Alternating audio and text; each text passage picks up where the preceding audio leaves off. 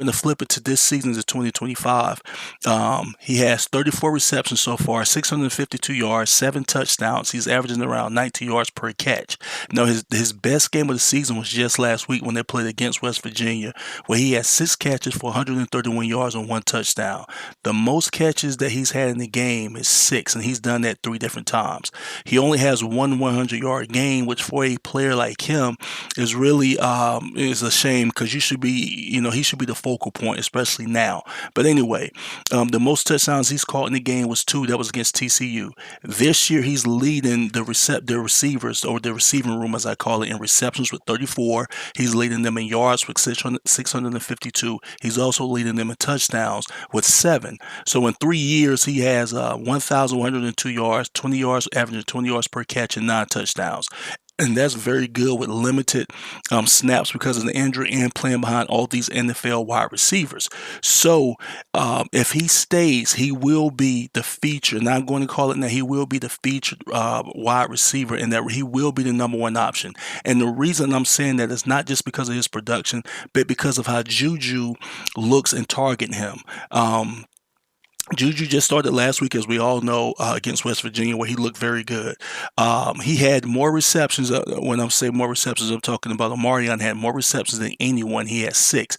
The second person closest to him had 3, and that's Joseph Williams.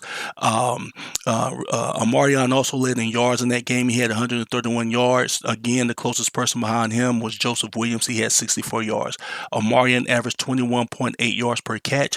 Joseph Williams averaged 21.3 yards per catch. So Juju is, if he comes back, we're not sure what Juju's going to do, but if he comes back, it looks like that would be his target number one option, and then he likes Joseph Williams. So I think you should always come back to a place where you're successful, which he has been, and where the quarterback, makes you his number one option. Now, Juju had 2 touchdowns in the West Virginia game. One went to Omarion Miller, and one of those went to Joseph Williams. Again, those same 2 names keep coming up if you look at the stats, if you follow what they're doing.